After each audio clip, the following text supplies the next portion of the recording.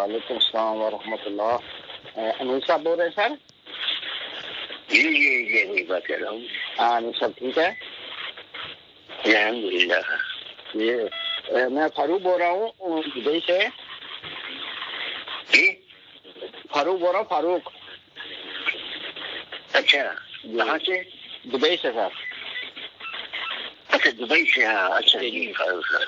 और सर ठीक है। अच्छा सर, दिन के बारे में कुछ सर मालूमात लेनी है। क्या है कि दिन इसके बारे में, चाय के बारे में दिन की मालूमात लेनी है कुछ आपसे। दीन की मालूमात? हाँ जी, जरा बताइए क्या क्या मालूम करना चाहते।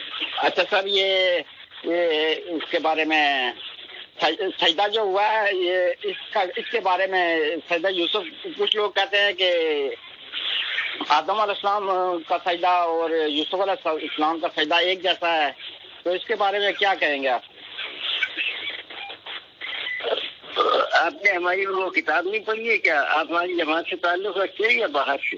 नहीं, आपकी जमात से हूँ, लेकिन मुझे पहले तो इतना मालूम नहीं था, कुछ साथियों से सुना। तो आपने वो दाऊदुल कुरान का मुताला किया है?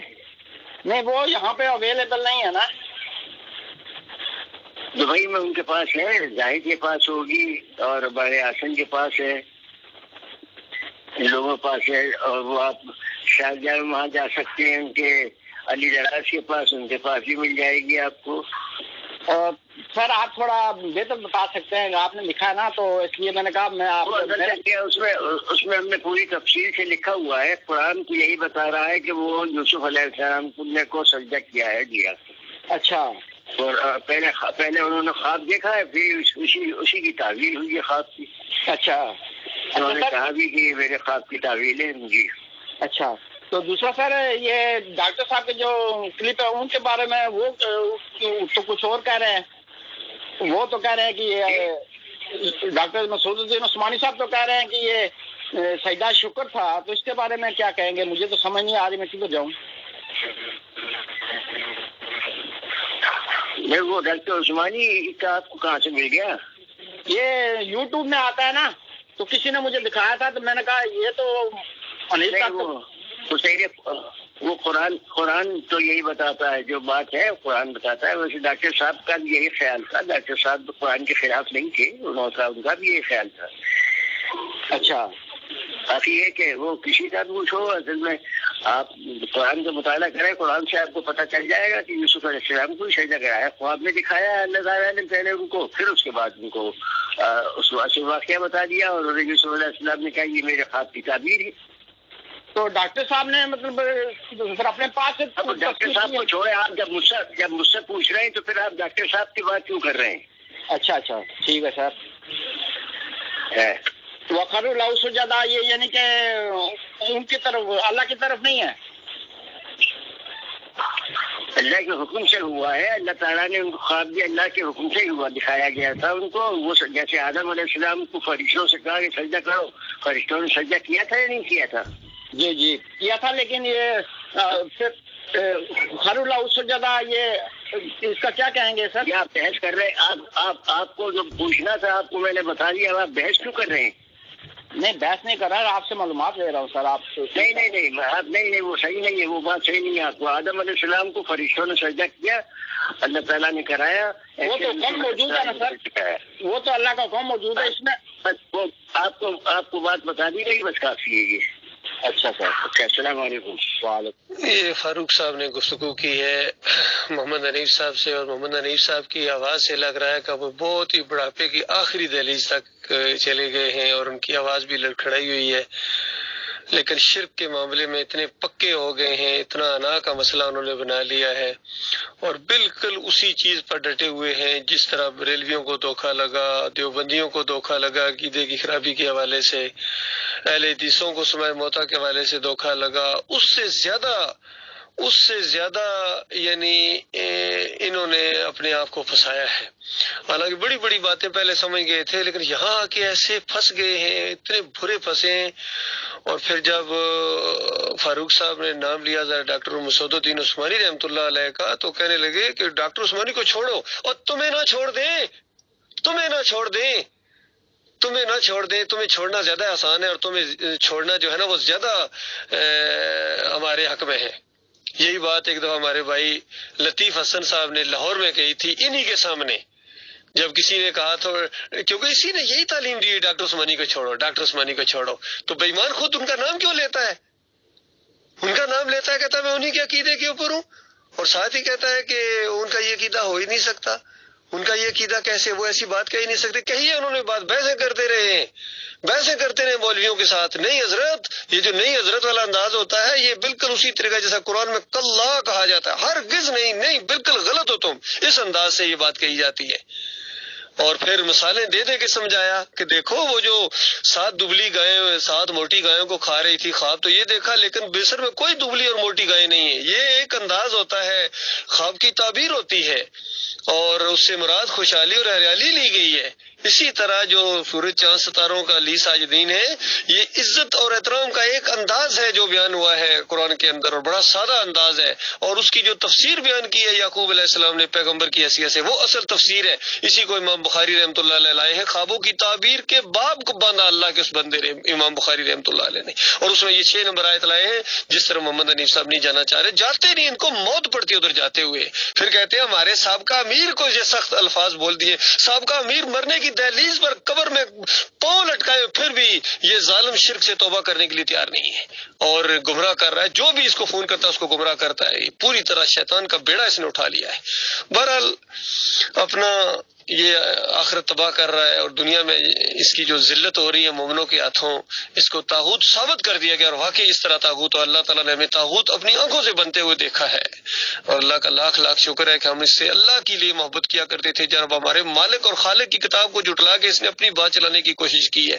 تب ہم نے اس کو آڑے ہاتھوں لیا ہے، اور یہی ہمیں سکھایا تھا ڈاکٹر مسعود الدین عثمانی رحمۃ اللہ علیہ نے، پہلے سمجھاؤ، پہلے سمجھاؤ، سمجھتے ہیں تو ٹھیک، لیکن نہیں سمجھتے ہیں تو پھر للکارو، پھر اپنی جان اور مال اور توانائیاں لگاؤ ایسے طاغوتوں کے خلاف۔ یہ ہے پورا نچوڑ ڈاکٹر عثمانی رحمۃ اللہ علیہ کی دعوت کا، توحید کی دعوت کا۔ پہلے سمجھاؤ، اللہ جانتا ہے 7 مہینے ان کو سمجھایا ہے، اور بہت ہی ادب و احترام کے ساتھ وہ پورا مضمون لکھ کے پورے پروٹوکول کے ساتھ ان کے ہاتھ میں پکڑایا ہے کہ کہیں چڑھ نہ جائیں، لیکن ان کی اس بدبخت کے حصے میں وہ چیز نہیں تھی۔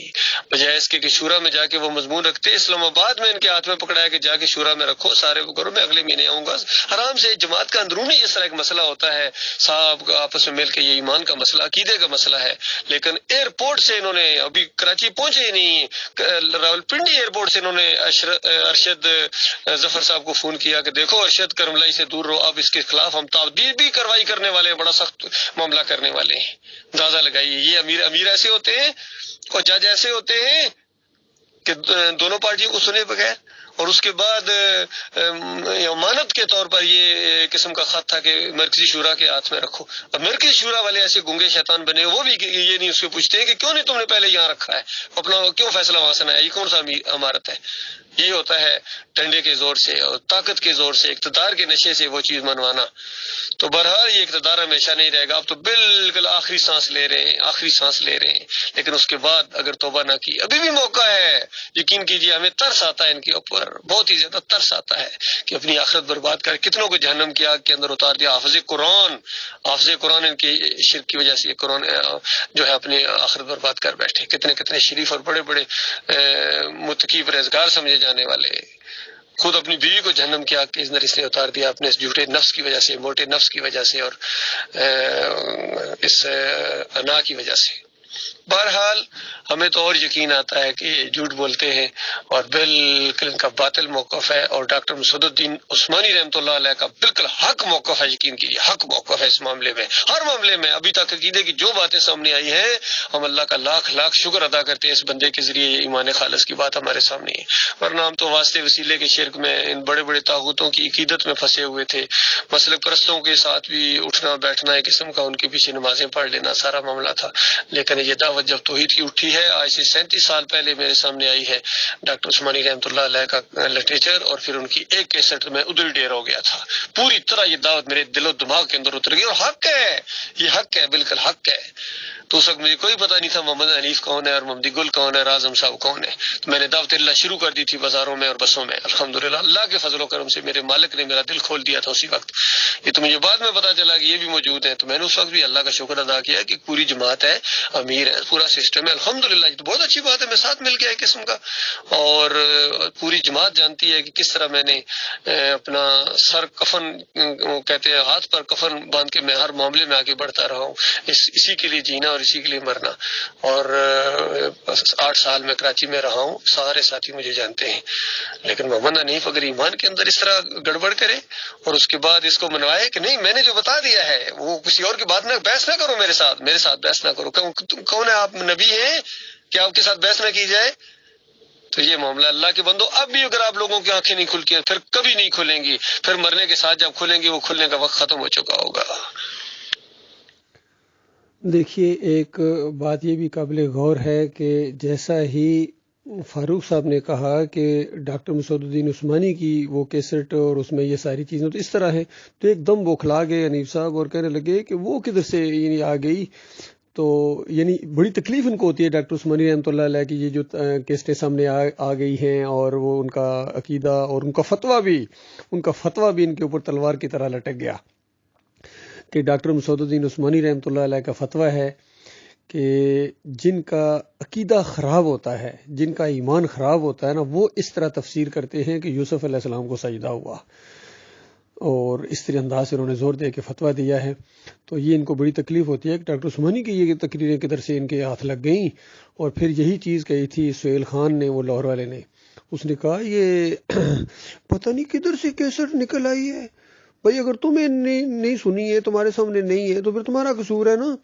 اور حنیف صاحب نے اتنا بڑا جھوٹ بولا ہے، ان کو جانتے ہیں کہ ڈاکٹر عثمانی رحمۃ اللہ علیہ کی یہ کیسٹیں ہیں. 3 اینگل سے ڈاکٹر صاحب نے اس مسئلے کو بیان کیا اور بحثیں کرتے رہے، اور کتنے لوگوں نے گواہیاں دی ہیں جو آخری دورے میں خاص کر ساتھ رہتے تھے کہ ڈاکٹر عثمانی رحمۃ اللہ علیہ سے جب یہ سوال کیا جاتا تھا وخروا لہ سجدا، تو ڈاکٹر صاحب کہتے تھے لاہو کی ضمیر اللہ کے لیے ہے، اللہ کے لیے ہے، اور یہ سجدہ شکر ہے، اور ان نعمتوں اور رحمتوں اور برکتوں کی وجہ سے جو اس خاندان کے اوپر اللہ تعالیٰ نے کی ہے. تو اس انداز سے یہ معاملہ ہے میرے پیارے بھائیوں، کھل کے بات آپ کے سامنے آ گئی ہے کس طرح یہ اپنے اقتدار کے نشے میں طاقت کے ذریعے اس کو یہ عقیدے کو منوا رہے ہیں، اور لوگوں کی آنکھیں نہیں کھل رہی، اندازہ لگائی ہے. اور بالکل نئے لوگوں کو تو بالکل اس نے کہہ دیا ہے کہ ڈاکٹر عثمانی کو چھوڑو.